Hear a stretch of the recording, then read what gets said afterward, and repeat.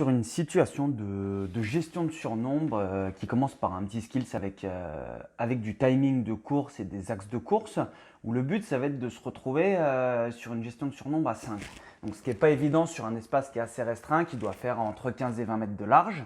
Et on voit les joueurs du coup qui occupent l'espace, qui doivent redresser leur course, se transmettre le ballon pour amener le ballon dans les 5 mètres et jouer un 2 contre 1 dans les 5 mètres.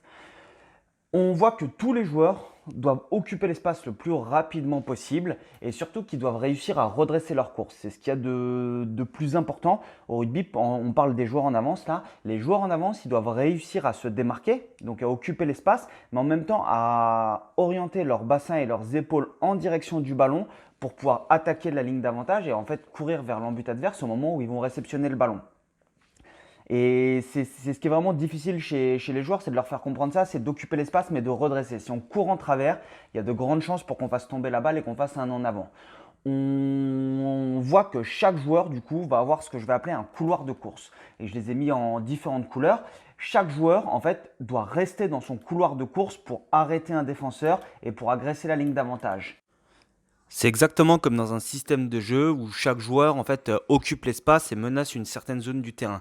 Par exemple, quand on utilise le système en 1-3-3-1 sur laquelle j'ai sorti une formation d'ailleurs qui est en train de s'afficher là, je t'invite vraiment à la voir. Il y a une vidéo de 20 minutes de présentation où ça te donne vraiment les bases de la formation. Et ensuite, la formation, je l'ai étudiée en utilisant en fait des centaines de matchs de rugby qui utilisent cette structure de jeu en 1-3-3-1, le Racing, l'Afrique du Sud, l'Écosse, l'Angleterre, Bègle, etc.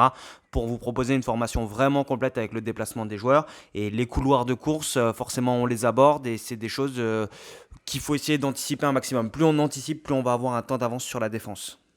On voit qu'ils arrivent tous à occuper l'espace et à venir prendre leur couloir et rester dans leur couloir de course avant d'avoir la balle et quand ils ont le ballon. Ils ont tous une course droite au moment où le premier attaquant attrape le ballon, comme vous pouvez le voir. D'accord. C'est très important de le souligner puisque ça va être la base sur la gestion de surnombre où en fait, là on le voit, le premier attaquant attrape le ballon, il est orienté déjà vers son défenseur. S'il est orienté vers la ligne de touche ou vers le poteau de corner, ça va permettre à la défense de glisser. C'est pour ça on demande aux joueurs, en fait, quand ils attrapent le ballon, c'est d'être orienté vers l'embut adverse. Ça leur permet de ne pas faire un en avant et ça leur permet surtout d'arrêter la défense. On parle là surtout de rugby professionnel et plus le niveau va augmenter, plus ça va être le cas. Plus les défenses sont dures à franchir et donc il faut absolument arrêter les défenseurs. Ça va lui permettre du coup au premier attaquant de regarder le fait d'avoir les épaules et le bassin orientés vers l'embut, de simplement tourner la tête pour voir d'où va venir le ballon et derrière de dissocier le haut et le bas du corps pour transmettre la balle. Mais son but premier, ça va être de redresser sa course pour arrêter le premier défenseur. Si le premier défenseur glisse, c'est fini, ça va être compliqué en fait de jouer un surnombre dans un espace restreint de 15-20 mètres s'il y a 3 défenseurs. On voit du coup le second, même chose, qui occupe l'espace et au moment où il attrape le ballon, il est orienté. Le troisième, pareil, est orienté et le quatrième et le cinquième, ils sont déjà orientés pour jouer un 2 contre 1 dans les 5 mètres. D'accord. C'est la priorité sur cette gestion de surnombre. C'est vraiment dans des espaces restreints comme ça et même s'il y a un petit peu plus d'espace, c'est de réussir à redresser pour se transmettre la balle rapidement. L'évolution de la situation se fait toujours avec 5 attaquants. On est toujours face à des piquets où il y en a 2 qui partent d'un côté, du côté là où il y a le relayeur. Et en revanche, on en a 3 qui vont partir du côté opposé, du côté des 5 mètres.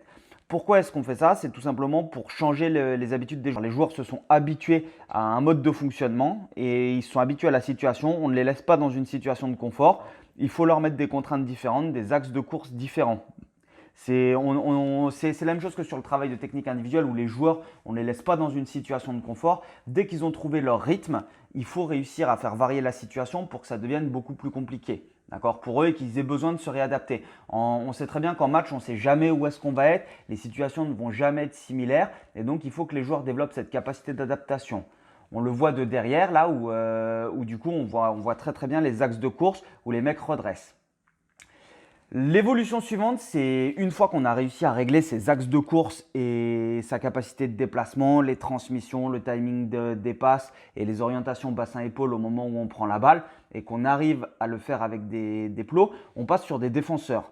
Pourquoi des défenseurs? Parce que ça va pas être la même chose. Dès qu'il va y avoir des défenseurs, il va y avoir la capacité analytique qui va rentrer en compte sur la prise d'information de je garde ou je donne. Quand il y a des piquets, on sait qu'on doit faire la passe, alors que quand il y a des défenseurs, on se pose toujours la question de savoir comment est-ce qu'on va les arrêter, est-ce qu'on leur coupe la course, est-ce qu'on garde le ballon pour attaquer l'intervalle. Et ça, c'est la… mais pour ça, il faut que les joueurs maîtrisent le geste de base.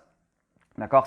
Enfin, c'est l'habilité, la conduite motrice de base. Dès qu'ils maîtrisent cette conduite motrice, on est capable de leur mettre de la lecture. Là, on le voit. Il voit que le défenseur anticipe, il garde et il attaque l'intervalle. Et on va toujours être en fait sur cette capacité analytique. Voilà, encore une fois, il voit que ça anticipe et que ça commence à glisser. Et donc, du coup, il attaque l'intervalle. La fin, je vous mets c'est simplement un petit bonus. C'est les joueurs qui se font un 6 contre 6 à toucher. Et c'est un toucher un petit peu spécial, c'est-à-dire que tant que le ballon ne tombe pas au sol ou qu'il n'y a pas une faute de main, il me semble que les joueurs peuvent garder le ballon. On voit du coup les oranges là qui sont en train qui se transmettent le ballon. Tant qu'ils marquent, ils gardent le ballon. À partir du moment où il y a une faute de main, ça va tourner. Pourquoi est-ce qu'il y a cette petite situation qui n'a rien à voir? C'est simplement, je pense que c'était la fin de l'entraînement. Et du coup, je pense que c'est des petits jeux à montrer qui peuvent être sympas. Et surtout, c'est toujours agréable de voir des pros qui s'entraînent et qui le font avec la banane en rigolant. Comme quoi, le boulot, ça peut être un plaisir aussi.